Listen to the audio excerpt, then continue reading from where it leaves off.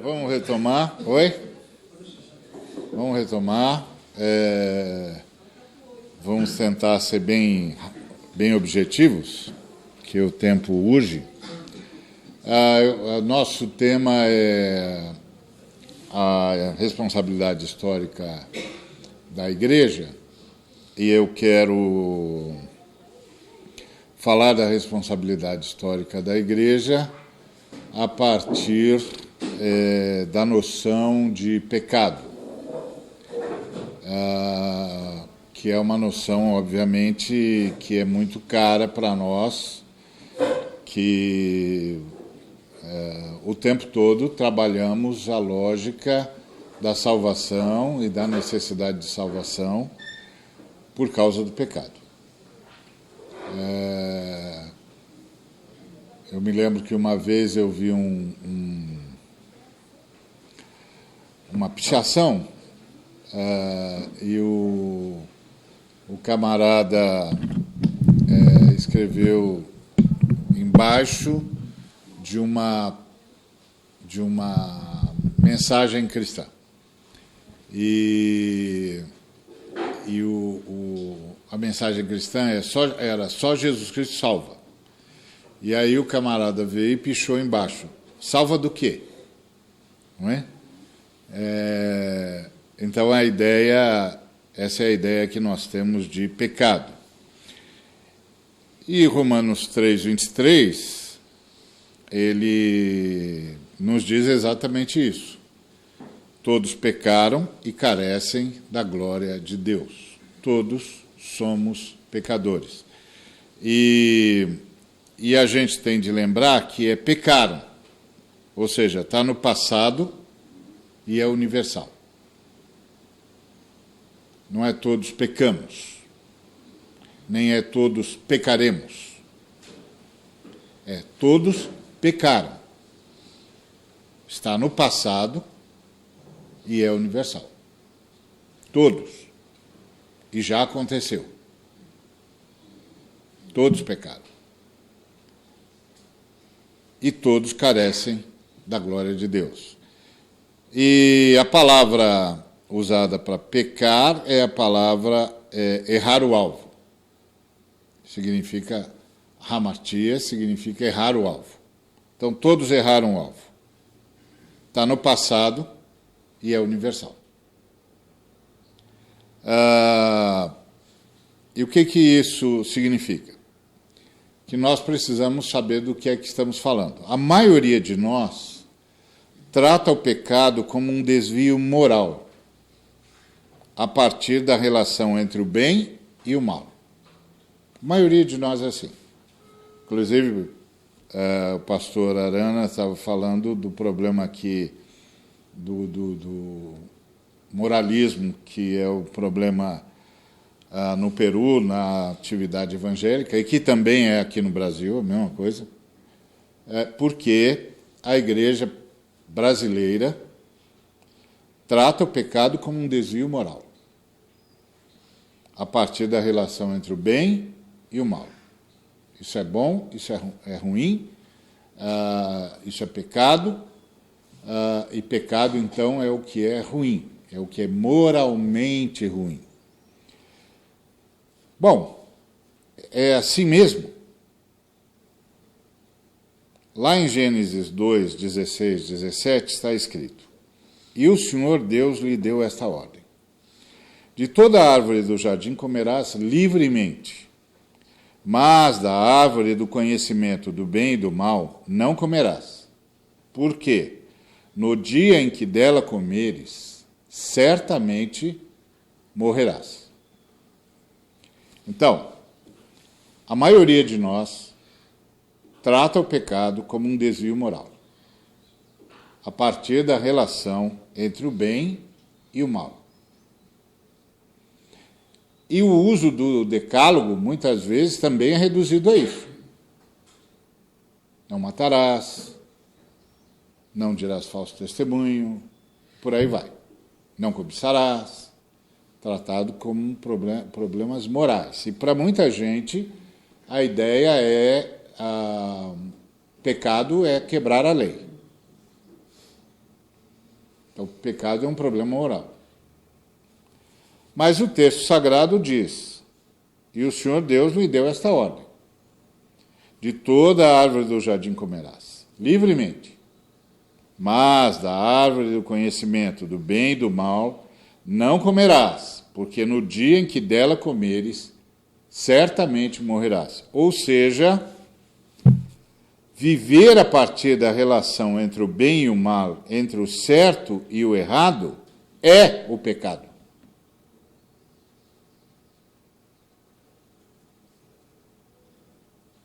Viver a partir da relação entre o bem e o mal, entre o certo e o errado, é o pecado. Porque o texto sagrado diz: mas da árvore do conhecimento do bem e do mal não comerás, porque no dia em que dela comeres, certamente morrerás. Ou seja, no dia em que vocês passarem a tratar a vida a partir do bem e do mal, vocês vão morrer.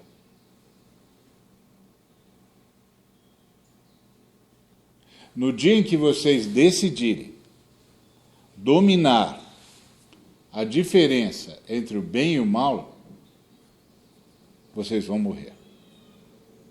No dia em que vocês comerem da árvore do conhecimento do bem e do mal, vocês vão morrer. Vocês vão perder a vida.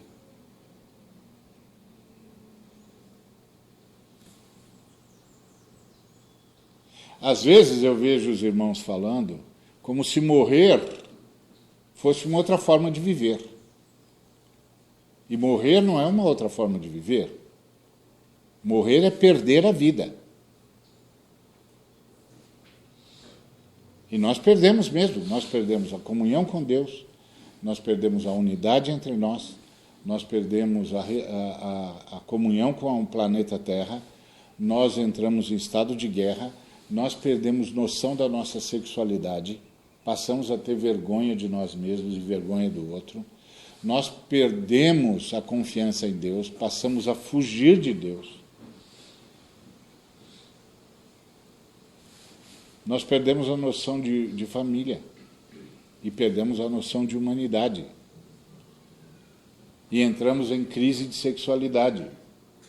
O masculino não sabe mais se portar como masculino, o feminino não sabe mais como se portar como feminino, e nós nos escondemos uns dos outros. Antes, nós estávamos absolutamente abertos um ao outro, o masculino aberto ao feminino e vice-versa, estavam em plena comunhão, não tinham vergonha de estar assim, se viam como complementares e como extensão um em relação a outra pessoa, e de repente a gente foi lá se vestir para se esconder do outro, da outra e do outro, porque a gente já nem sabia mais o que a gente estava mostrando e também não sabia mais a quem a gente estava se mostrando.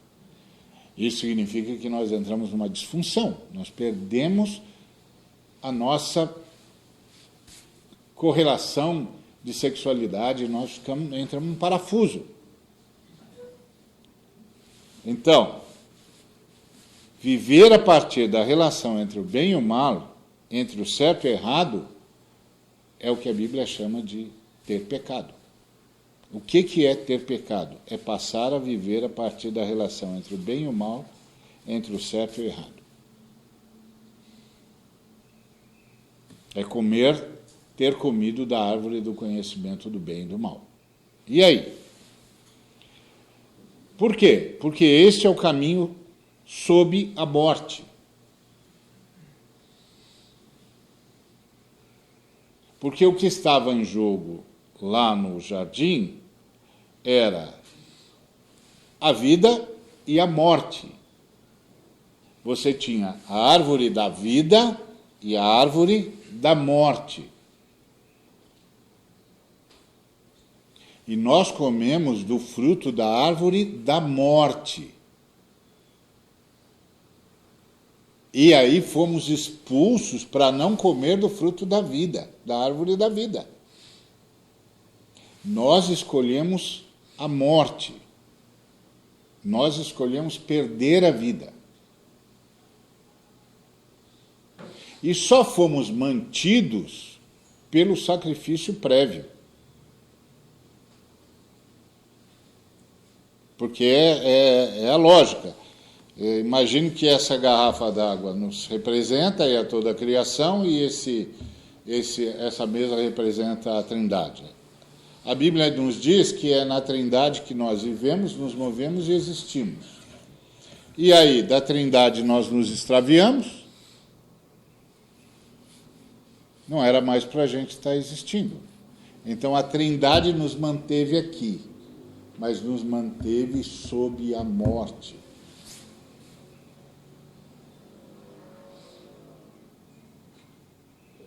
Esse é o ponto.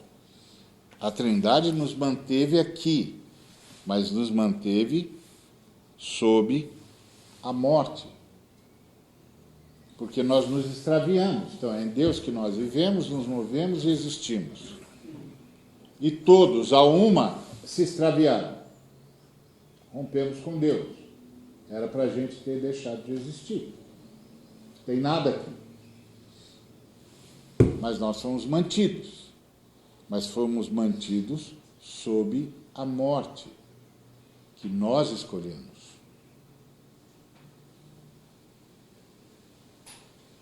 E isso só não foi mais grave porque o Senhor nos abençoou com a graça, nos abençoou a partir da sua graça, com a sua manutenção, que uns de nós chamam de graça comum, outros de graça preveniente, a manutenção. Fomos mantidos vivos, mas sob a morte. E Deus nos permitiu, uma vez que nós não fomos aniquilados, não deixamos de existir, Ele nos permitiu o que nós chamamos de marco moral, que é justamente esta vida a partir da lógica do bem e do mal. Mas esse tipo de vida é o tipo de vida sob o pecado, sob a morte. Esse é que é o ponto. A gente vê aqui no Brasil, por exemplo, as nossas ênfases morais, de nós evangélicos. Mas aí vem gente que nem crê em Jesus Cristo e tem as mesmas ênfases morais.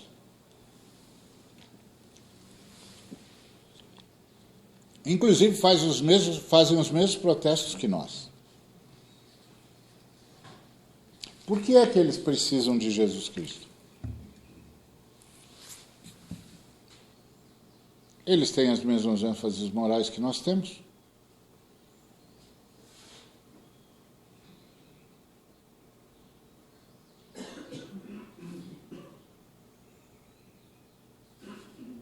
Do que é que Jesus Cristo salva? Da imoralidade?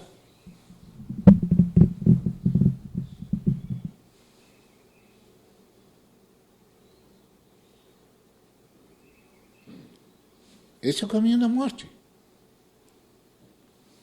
Então, do que é que nós estamos falando quando nós falamos de pecado?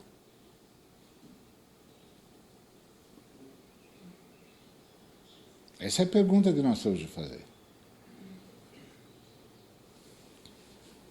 Pecado é um desvio existencial no tempo e no espaço.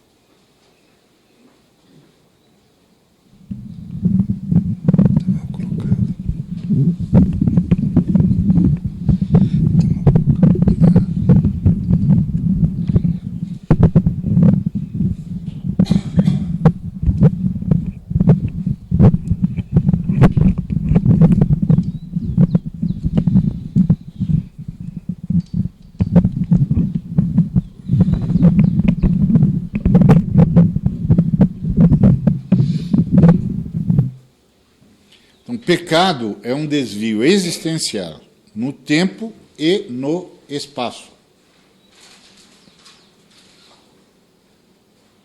Porque quando nós comemos da árvore da morte, nós fizemos um desvio na nossa existência. Nós que deveríamos viver na vida, da vida e para a vida, que significa desfrutar de Deus, nos desviamos. Então, nós tivemos um desvio existencial no tempo e no espaço. Nós deveríamos ter vivido sob o amor de Deus, na unidade, sob a unidade, porque amor é o nome que a Bíblia dá para a unidade da Trindade. Quando a Bíblia diz Deus é amor, a Bíblia não está fazendo uma afirmação ontológica, porque isso seria uma pretensão. Não há como criaturas descreverem ontologicamente Deus. Deus não cabe, a Trindade não cabe na nossa capacidade de definição, de definir um ser pelo ser. O que a Bíblia está falando é da unidade, que faz com que 3 pessoas sejam um só Deus. É o Ehad que você tem lá no Antigo Testamento. Moisés disse que Deus era uma comunidade, que ele usou a palavra Ehad, que é a palavra para a unidade comunitária. Cacho de uvas, uma só carne, um só dia, fruto da junção do dia e da noite, da tarde e da manhã, uma só carne, fruto do encontro macho e fêmea. A palavra é Ehad, uma unidade comunitária que os hebreus têm na língua deles. Graças a Deus. Não é? E Moisés disse isso no Shema, no Deuteronômio 6,4. Shema Israel, Adonai Eloheinu, Adonai Ehad. Ouve Israel, o Senhor nosso Deus, o Senhor é uma comunidade. Ou é a comunidade. Então, amor na Bíblia é o nome que a Bíblia dá para a unidade de Deus. E nós devíamos viver sob essa unidade, sob esse amor, a partir desse amor e a partir dessa unidade. Era assim que nós deveríamos viver. Aliás, é o que Jesus Cristo disse que ia fazer. Ele disse que o Espírito Santo ia fazer de nós um, no Pai e no Filho. Ia nos levar de volta para a unidade. Porque às vezes a gente pensa que unidade nossa é o fato de nós termos uniformidade, unanimidade ou coisa que o valha. Não. A nossa unidade é porque tanto eu quanto você estamos na unidade da Trindade pela habitação do Espírito Santo. Quando Jesus diz lá em Atos 17 que quer que a gente seja um, como Ele e o Pai são um, é claro que isso é uma impossibilidade. O Filho está no Pai, o Pai está no Filho, como é que a gente vai ser um assim? A única forma da gente ser um, como Ele e o Pai são um, é se a gente tiver o mesmo Espírito que há no Filho e que há no Pai. E esse é o grande resultado do Pentecostes, para além de toda a obra missiológica. É que o Pentecostes nos fez um. O Espírito Santo habita em mim e habita em você, por isso eu e você estamos no Pai e no Filho. Essa é a nossa unidade. Por isso que crescer em santidade também é crescer em unidade. Então, essa era a linha original. Essa era a linha original. Era para a gente viver sob o amor, ou seja, sob a unidade de Deus, em direção ao infinito e ao eterno. Infinito porque não tem fim e eterno porque não tem tempo. Não é? Eterno é a ausência do tempo. Mas nós nos desviamos e passamos a viver sob a ira de Deus. Então, pecado é um desvio existencial. Todos nós estamos sob a ira de Deus.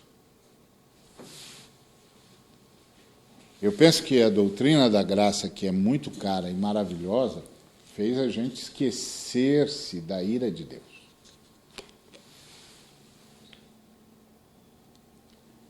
A ira de Deus contra o pecado.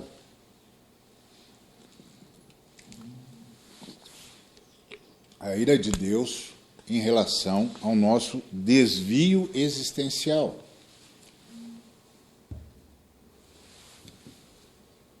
Às vezes eu vejo os pregadores dizendo para as pessoas, não, Deus te ama, Deus aceita você como você é. Não é verdade. Deus chama você como você é para você se tornar o que deve ser. E isso não é uma mudança moral. Isso não é uma mudança moral. Então, a gente deixou... Pecado é isso aqui, ó, esse desvio existencial. Era para a gente viver sob o amor, na unidade de Deus, que é a linha original, e a gente passou a viver sob a ira de Deus porque nós fizemos um desvio existencial. E é nesse desvio que nós estamos indo para o infinito e para o eterno.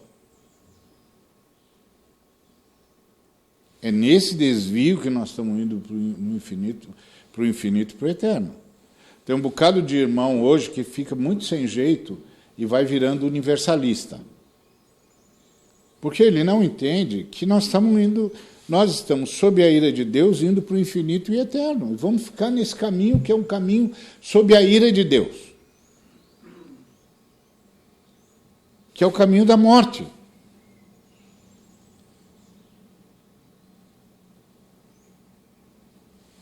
Esse é o ponto. Então isso precisa mudar. Então, pecado não é uma questão moral. Pecado é um desvio existencial e temporal. Um desvio no tempo e no espaço. Então, é um caminho sob a morte. E esse caminho sob a morte vai levando a gente a encruzilhadas onde a gente vai aprofundando esse caminho. Não importa quanto a gente faça. Quantas mortes ou nascimentos ou desgraças ou disfunções ou guerras. São as nossas decisões aqui, sob o caminho da morte. Em direção ao infinito e ao eterno. Isso aqui é pecado. Não é um mero desvio moral. Nem é o decálogo de Moisés. A lei de Moisés é provisória. Ela veio para manter Israel em condições de trazer a criança prometida em Gênesis 3,15 para dentro da história. A lei de Moisés é provisória. Ela veio para manter Israel em condições de trazer a criança prometida para dentro da história. Israel só tem uma missão, ou só tinha uma missão, trazer a criança prometida para dentro da história. Se a criança prometida em Gênesis 3,15 não viesse para a história humana, nada, absolutamente nada, aconteceria. Todas as promessas não seriam cumpridas. A gente está o tempo todo falando de Israel, a promessa, a aliança, Israel só tem uma missão, trazer a criança para dentro da história. Por isso Israel foi blindado espiritualmente e recebeu uma lei para manter-se nas condições mínimas necessárias para trazer a criança para dentro da história. E por isso todas as nações que ameaçaram Israel foram destruídas, porque o que a missão de Israel significava era a redenção não só de toda a humanidade, como de toda a criação. Então, o que estava em jogo em Israel não era Israel. O que estava em jogo em Israel é a redenção do universo. Tudo vai se perder. Tudo vai se perder se a criança não vier. Então, a lei de Moisés é para isso, é para manter Israel nessas condições mínimas. Então, quantas mortes, quantos nascimentos, ou desgraças, ou disfunções, ou guerras, esse desvio existencial no tempo e no espaço causou? Pense em si mesmo, pense em cada um de nós. O que você gostaria de mudar? Se eu e você pudéssemos voltar para o passado e mudar o passado, o que a gente gostaria de mudar? Que decisões a gente gostaria de rever? Que atos a gente gostaria de não fazer mais? Que coisas a gente gostaria de não ter se envolvido? Agora, a gente se envolveu, a gente falou, a gente pensou, a gente decidiu, a gente agiu. Quais as consequências de tudo que nós pensamos e falamos e fizemos e agimos? Quais as consequências das decisões que nós tomamos? Quais as consequências das palavras que nós dissemos a várias pessoas? Quais as consequências na forma como nós tratamos aqueles que estavam sob os nossos cuidados? Quais as consequências das decisões que nós tomamos, seja por comissão, seja por omissão, das coisas que nós fizemos e das coisas que nós nos recusamos a fazer? Dos pedidos que nós atendemos e dos pedidos que nós recusamos a atender, nos recusamos a atender. Quais as consequências disso tudo? Como nós podemos ser perdoados disso? Como? Quando as pessoas mantêm o pecado como um mero desvio moral, elas dão lugar a essas coisas de eu posso pagar por isso, eu estou fazendo mais bem do que mal, eu vou reencarnar, eu vou fazer oblações, eu vou me autoflagelar, é porque é uma questão moral. Mas o pecado na Bíblia não é uma questão moral. O pecado na Bíblia é o desvio existencial que nós propusemos para nós mesmos, no tempo e no espaço, a partir do qual nós passamos a tocar a vida a partir da árvore da morte. Então você vai pregar o Evangelho e aí você vai com aquelas colocações morais. Bons religiosos escapam disso, de qualquer religião. Atletas disciplinados escapam disso. Gente minimamente disciplinada, com um senso de autoproteção, ou que tem um senso de vergonha mais aguçado, escapa disso. Então Jesus Cristo subiu a cruz, aceitou a cruz e subiu nela desde antes da fundação do mundo para que o cara não mate? Para que o cara não cobice? Não.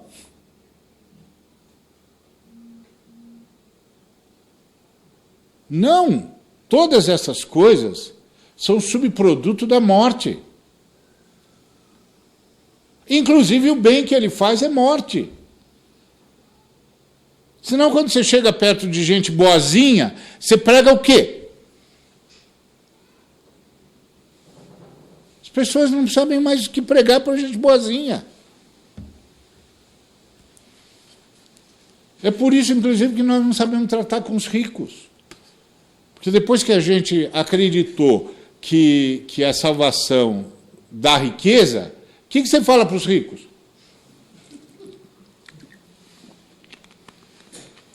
Por isso que eles entram e pintam e bordam. Eles são os abençoados. Então, o que a gente gostaria de mudar? Pensa na sua vida. Quais as consequências disso?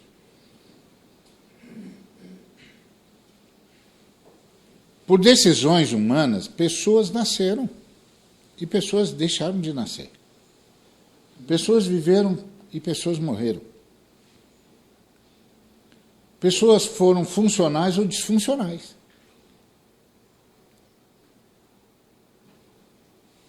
Guerras foram eclodidas, famílias se desentenderam. Como ser perdoado disso? Os filhos foram prejudicados, os netos foram prejudicados. Gente se precipitou no casamento e as pessoas nasceram.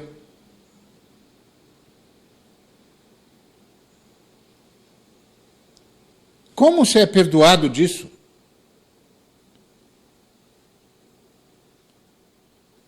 Gente foi desacatada, saiu do desacato e se matou.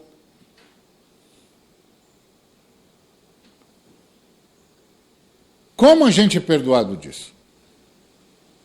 Desse desvio existencial, desse caminho sob a morte.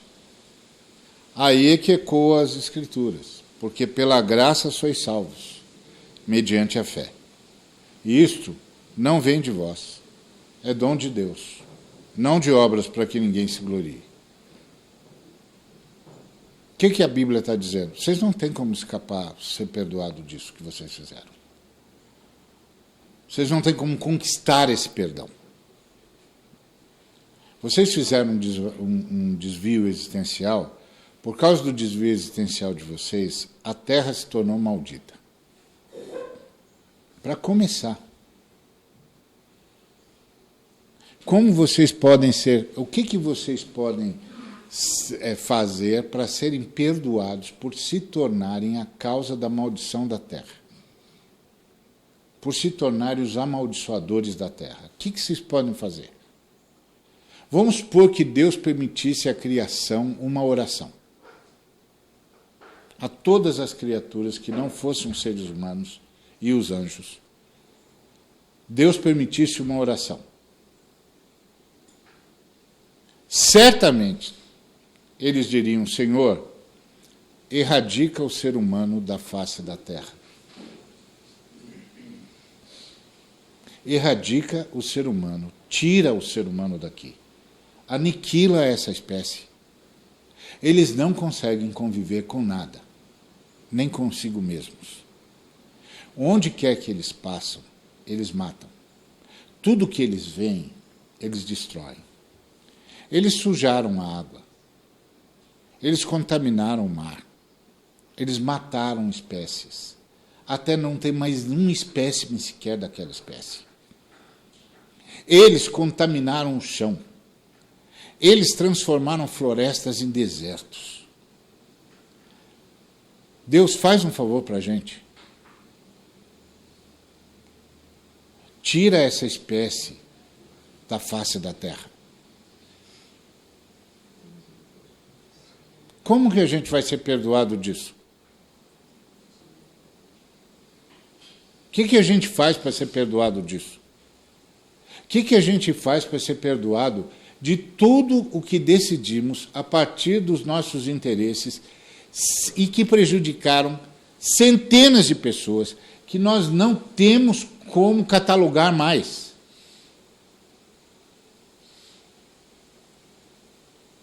Nossas falas, nossas calúnias, nossos atos, nossas omissões, nossa forma de criar as pessoas, de tratá-las.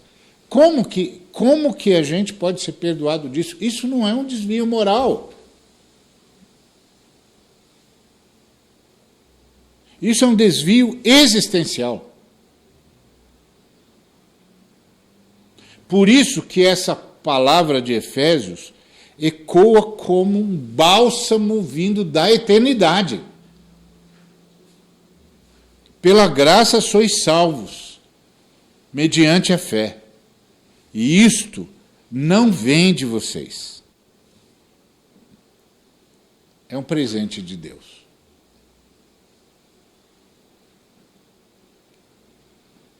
Deus salvou você.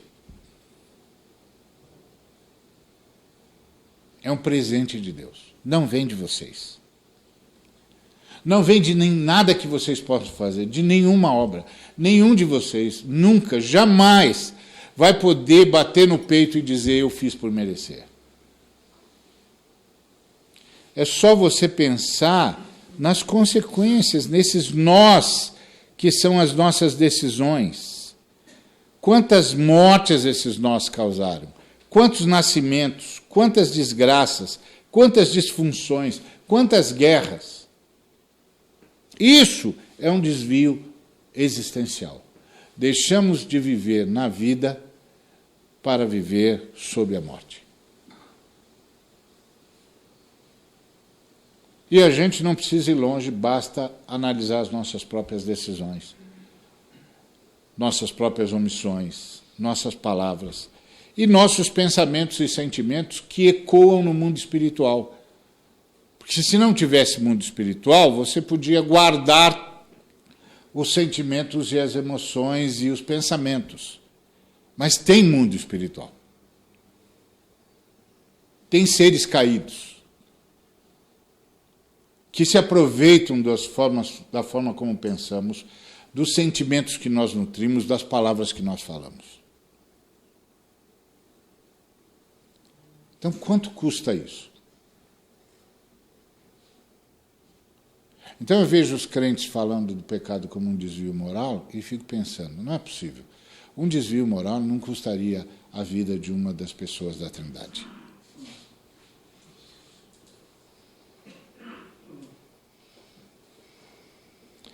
Então, pela graça sois salvos, mediante a fé. Isso não vem de vós, é dom de Deus. Não vem das obras.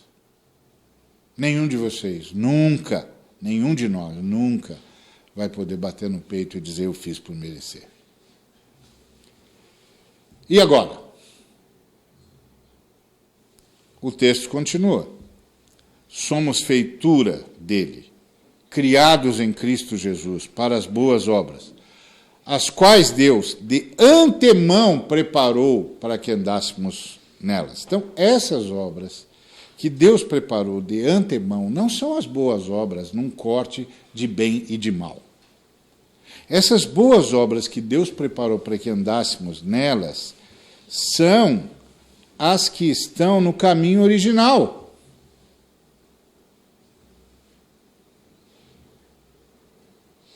De antemão, antes que nós caíssemos.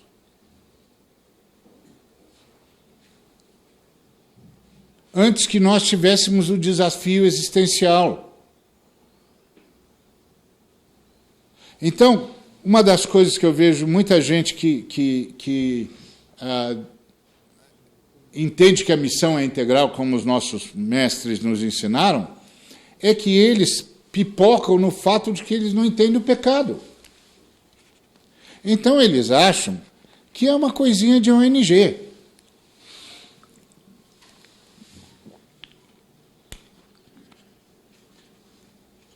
Embora tente fazer boas obras nesse sentido também.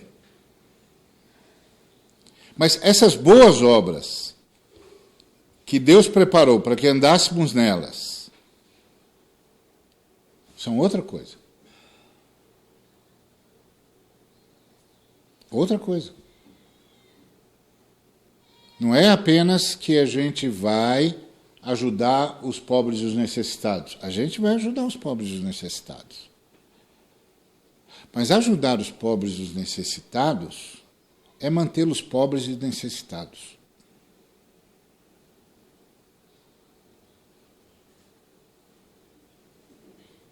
Se não for erradicar a pobreza. Se ajudar os pobres e os necessitados for erradicar a pobreza, então está certo.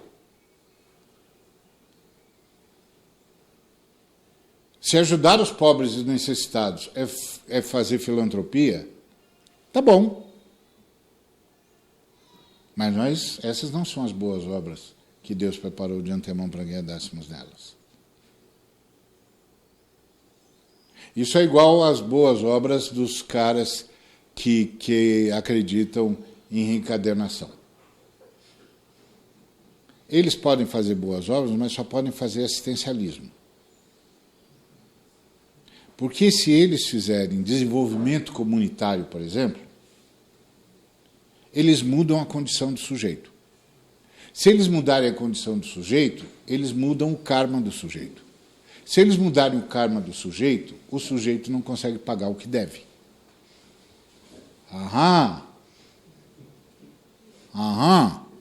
Então só pode fazer assistencialismo. Porque deixa o cara vivo, mas mantém o cara no karma.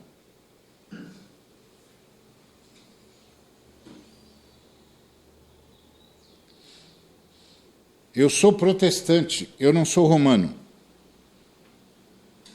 Para os romanos, a pobreza é um sacramento. Para os protestantes, a pobreza tem de ser erradicada.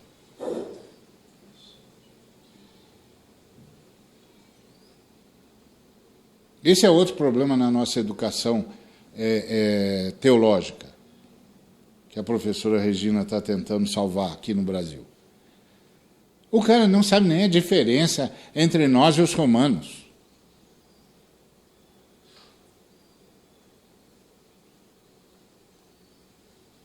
E aí ele lê a teologia da libertação, por exemplo, que é eminentemente romana, e ele não entende que os pressupostos deles não são os mesmos pressupostos nossos. Aí eu falo com um cara e falo, não, vocês não... Meu filho, a gente nem pressuposto tem igual, amigo. Ele é romano. Para ele, a pobreza é um sacramento. Eu sou protestante. Para nós protestantes, a ordem é erradicar a pobreza, porque nós seguimos a lógica que vem desde os profetas, que denunciava Israel, porque Deus não queria pobres em Israel. Deus queria erradicar a pobreza.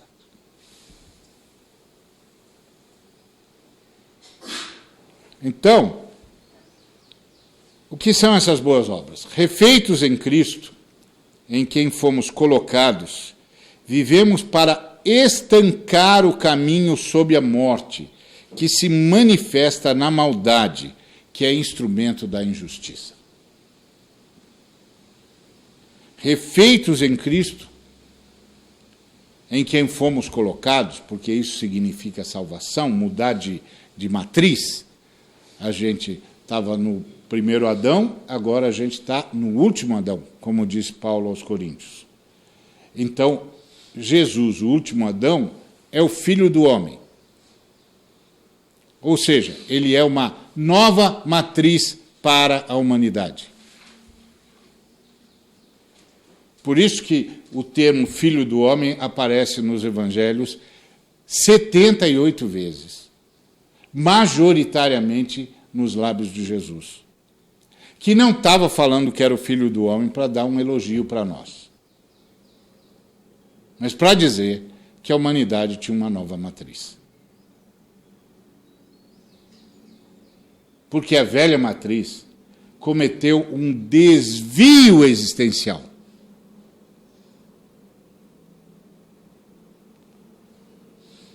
Para voltar ao caminho original, precisa mudar de matriz.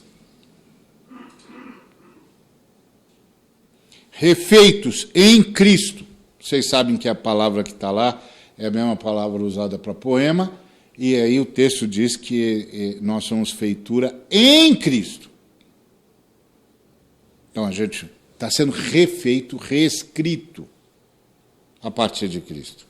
Em quem fomos colocados, vivemos para estancar o caminho sob a morte, que se manifesta na maldade, instrumento da injustiça. Então, as boas obras é tudo que a gente faz para deter o avanço da morte.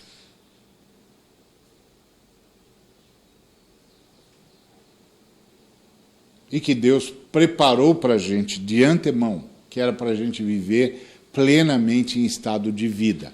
Então, semear a vida é a única maneira de deter a morte. Você não combate trevas com escuridão, você combate trevas com luz.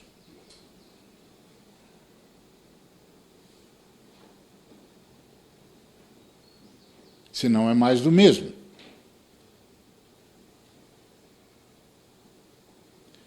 Então, refeitos em Cristo, em quem fomos colocados, vivemos para estancar o caminho sob a morte, que se manifesta na maldade, que é o instrumento da injustiça.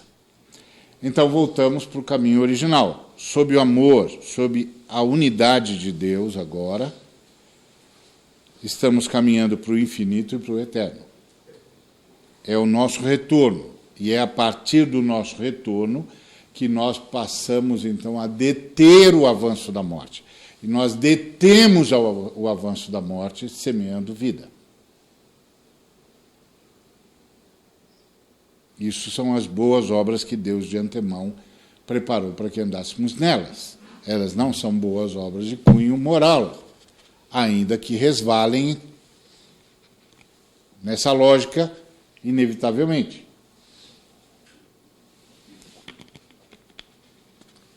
Ok? Isto posto, por isso que a reforma questionou o mundo de então. O mundo pré-reforma era um mundo organizado.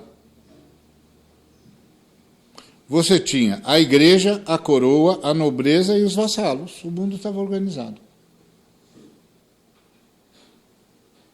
A igreja, representante física do Cristo, senhora da salvação. Porque na igreja romana você é salvo quando recebe o batismo infantil. A sua salvação pertence à igreja. E você mantém a sua salvação pela observância dos sacramentos. O Papa representa o próprio Cristo. Aí, no mundo medieval, a coroa, os nobres, os reis, estavam submissos ao Papa. Ele os coroava ou os destronava. Porque ele é vicário filii Dei, é o representante de Cristo na Terra. Então o mundo está organizado. A igreja manda na coroa, a coroa manda na nobreza, a nobreza manda nos vassalos. O mundo está organizado. Quando Lutero afixou as suas 95 teses na Catedral de Wittenberg, ele não tinha, provavelmente, mínima noção do que estava fazendo para além da sua soteriologia. Mas ele estava destruindo o maior poder do mundo. Ele estava destruindo o maior poder do mundo. Ele estava destruindo o poder da Igreja Romana. Ele estava denunciando que a Igreja Romana não era dona da salvação de ninguém e que o Papa não representava Cristo.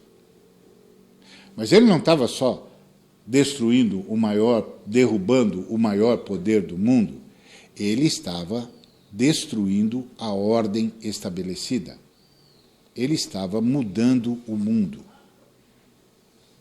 Provavelmente ele não tinha ideia. Tanto é que ele não tinha ideia que ele aceitou a ajuda dos príncipes alemães.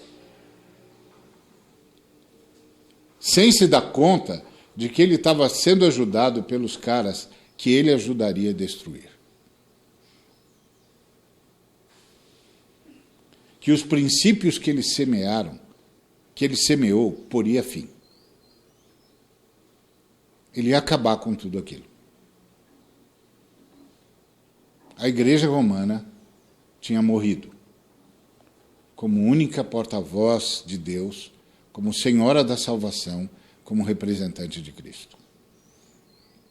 Todos os reis que se apoiavam no direito divino ao poder, tinham acabado de perder o direito. Todos os nobres que se apoiavam no rei que governava por ordem divina tinham perdido o apoio, tinham perdido a base. E os vassalos tinham encontrado a liberdade. A salvação é pessoal. A salvação é pessoal. Não pertence a ninguém além do salvo. O problema é que vai passando o tempo e a gente não fica estudando o que tinha de estudar de fato. E aí a gente fica tentando recorrer às colocações interessantes feitas no passado, mas não vai em busca dos pressupostos que os levaram àquelas colocações. Estão tentando explicar o que aconteceu agora com o mundo. O que aconteceu com o mundo?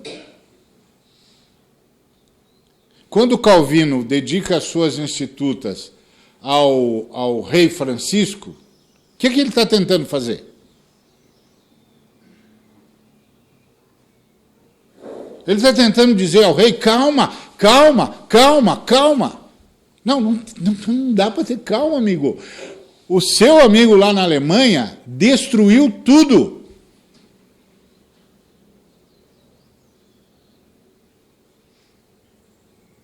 Destruiu tudo. Não dá para ter calma, amigo. E por mais que os protestantes tentaram criar uma nova ordem vertical, nunca conseguiram. Mesmo nos países onde eles chegaram a ser igrejas do Estado. Eles não tinham força moral para brigar com os peregrinos. Não tinham força moral para brigar com os pietistas. Na Alemanha, ou os peregrinos que vieram da Inglaterra, ou os metodistas.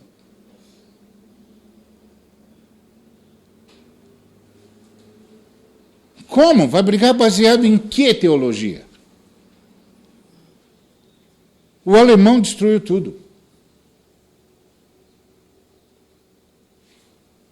Quando todos nós concordamos com ele que a salvação é pela fé.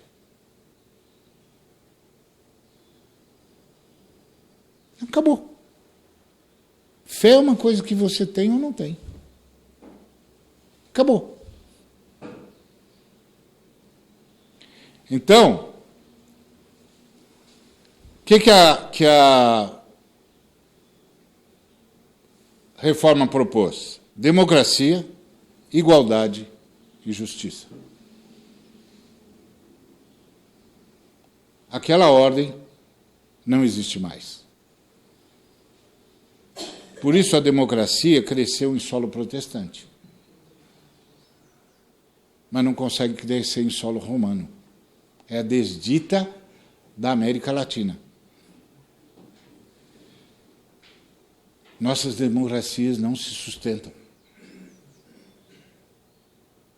Porque nós estamos em solo romano. Como dizia o Caetano Veloso, esses ridículos tiranos da América Católica. Porque a estrutura romana é essa estrutura aqui. A igreja, a coroa, a nobreza, os vassalos. Porque o pecado é apenas agora moral, porque já foi resolvido no batismo infantil. Aí os protestantes dizem, não, o pecado é um desvio existencial.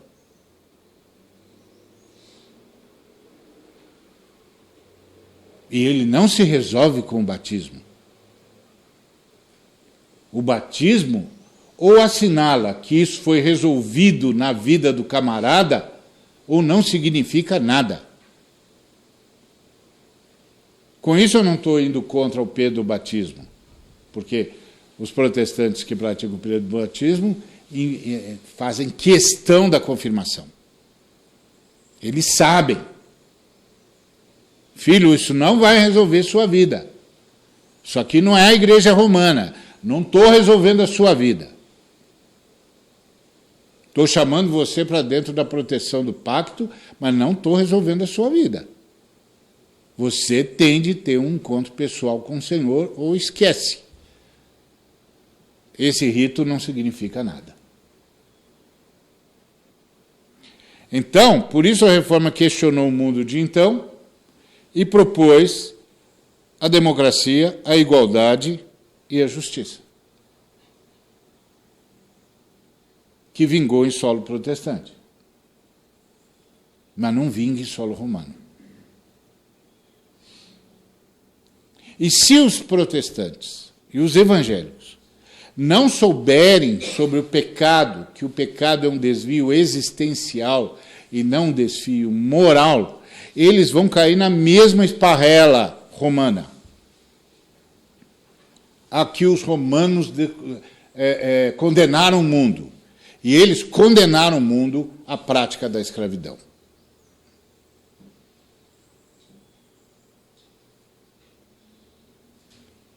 Então, pregar é levar a pessoa e a luz de Cristo. A pessoa promove a graça que nós chamamos de especial, que é a graça redentora. E a luz fomenta a graça, a ação mantenedora de Deus, que os calvinistas chamam de graça comum, os arminianos chamam de graça preveniente, ou graça mantenedora, ou ação mantenedora de Deus por sua graça. Então, esses dias, um amigo disse para mim, Ari, você luta pela justiça, mas enquanto o ser humano não mudar, não vai haver mudança. Eu disse, mentira. Isso é mentira. Enquanto o ser humano não nascer de novo, ele não será salvo. Mas mudanças ocorrem. E elas têm a ver não com o novo nascimento de todos, mas com a mensagem que todos ouviram. Os escandinavos são tão pecadores quanto nós. Mas eles criaram um outro tipo de sociedade. Eles ouviram os luteranos. Os luteranos geraram um outro tipo de sociedade. A partir da mesma Bíblia.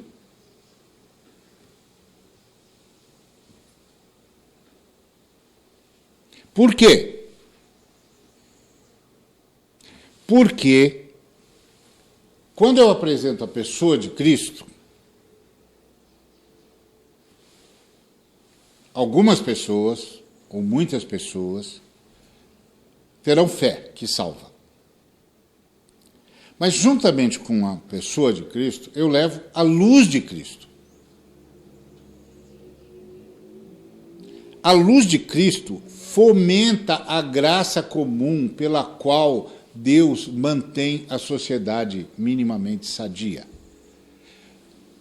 A gente fala da graça especial ou da graça redentora, como eu gosto de falar, da ação redentora de Deus por sua graça, porque graça é uma disposição na Trindade em favor da sua criação.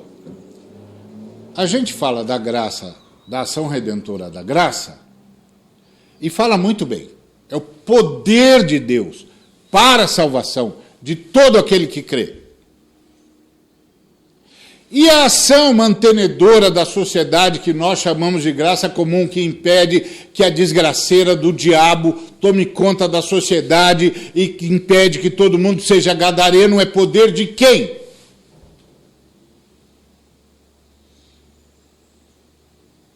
É poder de quem? Nós tratamos isso como se fosse essa loucura do humanismo, que acredita na bondade intrínseca do ser humano.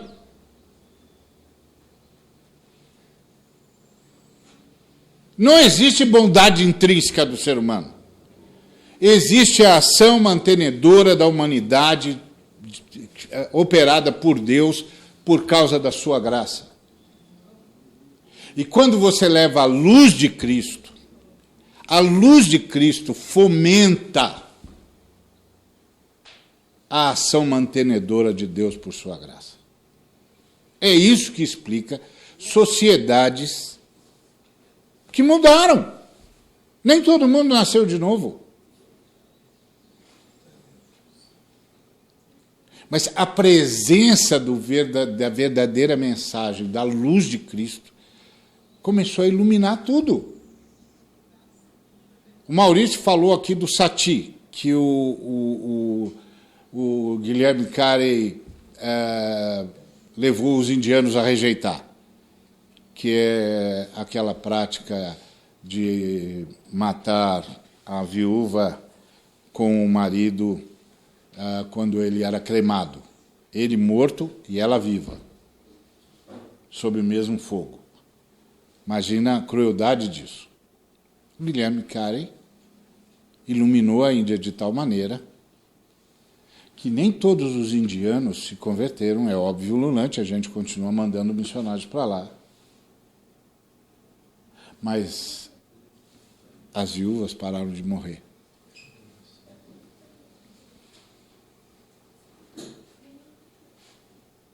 Agora, eu pergunto para você, quando o Guilherme Carey insistiu no fim do Sati,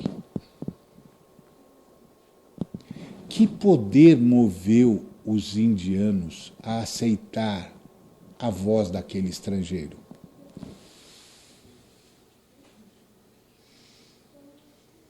Que poder levou os indianos que faziam isso há milênios, em honra aos seus deuses? O que foi que levou os indianos, que até hoje não se converteram como nós gostaríamos, o que foi que os levou a ouvir aquele estrangeiro no século XIX?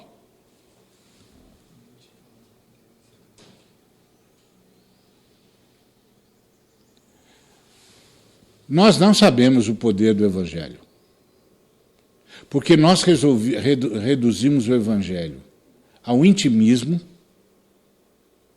e reduzimos o que a gente chama de graça comum ao humanismo. Nós não sabemos que isso tudo é sustentado por Deus, por sua graça. Então, quando a missão integral chama a igreja a romper com o pecado, não está chamando a igreja a romper com um paradigma moral. Está chamando a igreja a romper com esse desvio existencial.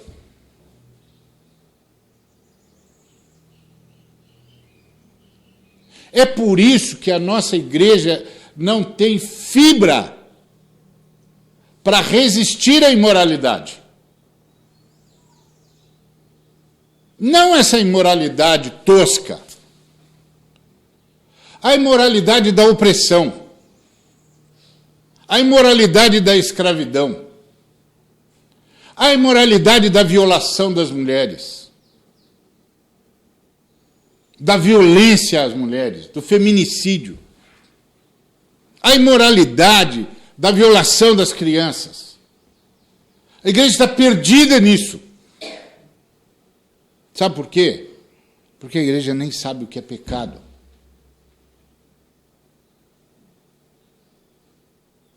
acha que pecado é um desvio moral.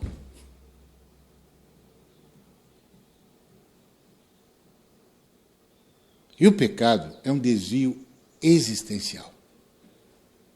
Nós devíamos existir sob a vida e passamos a existir sob a morte. E passamos a julgar as coisas, procurando saber o que é bem e o que é mal, o que é certo e o que é errado. Ao invés de passar a analisar as coisas sobre o que é vida e o que é morte. O que produz vida e o que produz morte. Então, a incidência da igreja sobre a sociedade é um imperativo da nossa conversão. Porque converter-se é voltar à linha original. E de volta à linha original, vivemos para estancar o caminho sob a morte, para deter o avanço da morte, que se manifesta na maldade, instrumento da injustiça. E a única maneira de deter a morte é semear vida. A única maneira de fazer as trevas retrocederem é lançar luz. Então, isso que eu queria deixar com os irmãos e irmãs, que essa lógica do desvio existencial é a lógica que está lá no início. O pecado humano não foi um desvio moral. Foi um desvio existencial. E foi um desvio existencial porque nós aceitamos uma consideração sobre o caráter de Deus. O diabo semeou em nós uma dúvida sobre o caráter de Deus.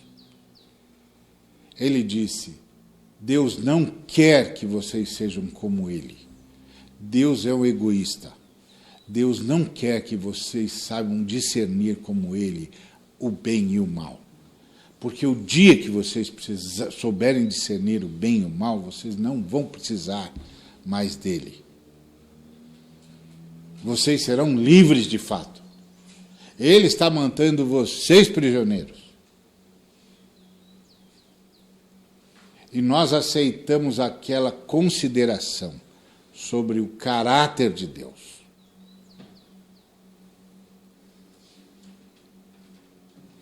E o macho ficou observando. Bom, o cara está atacando Deus e está vivo. Aí a mulher come do fruto, está viva. Não aconteceu nada.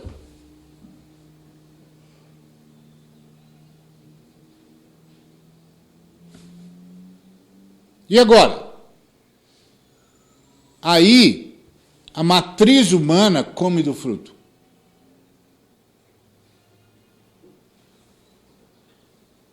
E a desgraça se desaba sobre o universo. Os seres humanos escolheram a morte.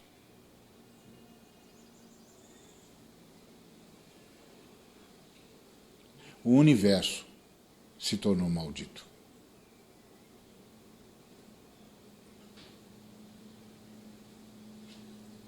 Isso é pecado.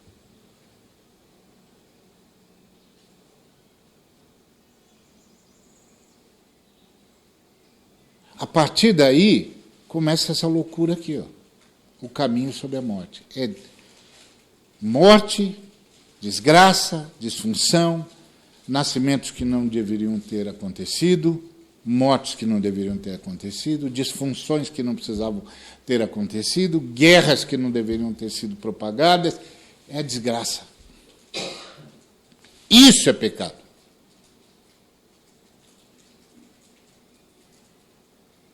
Quem pode nos livrar disso? Quem pode nos perdoar disso? O que a gente pode fazer para ser perdoado dessa loucura? Nada.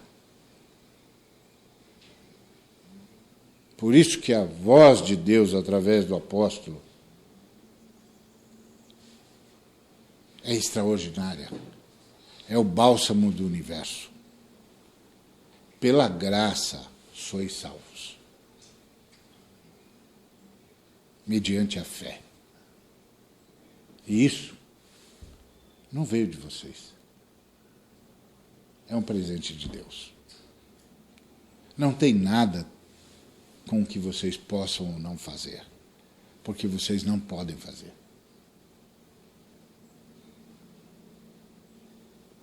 Então, quando a gente aprender isso, a gente vai aprender o que significa termos sido feitura dele, criados para as boas obras.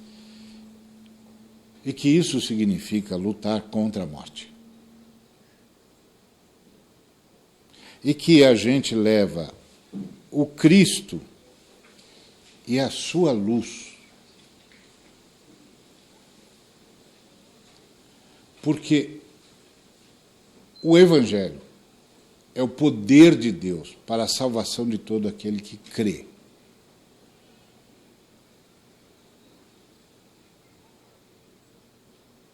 E isso é a ação redentora de Deus pela sua graça. Mas Deus tem a ação mantenedora pela sua graça. A luz de Cristo fomenta essa ação mantenedora. E é por isso que há bem, onde só devia haver o mal. Porque não fora isso, nem o padrão moral a gente conseguiria aguentar. E é por isso que a mudança de ideia, que a Bíblia chama de arrependimento, o que fez os indianos mudarem de ideia? O que fez os seres humanos, os indianos, se arrependerem do sati?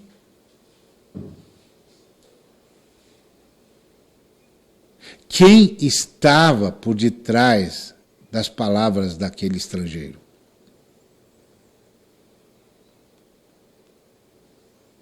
Entendeu, irmãos? É disso que nós estamos falando. Uma vez eu vi uma análise de um sujeito, com isso termino, que perguntou como foi que o Mahatma Gandhi conseguiu a independência da China, da Índia. E um analista disse, ele só conseguiu a independência da Índia porque ele estava falando com cristãos.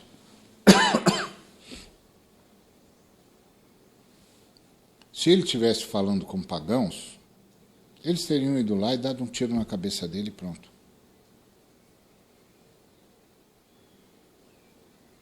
Mas ele estava falando com cristãos. E aí os cristãos, lá na Inglaterra, lá no reino onde o sol não se punha, começaram a dizer, ele tem razão, a gente aprendeu isso na escola dominical. Que Deus nos abençoe.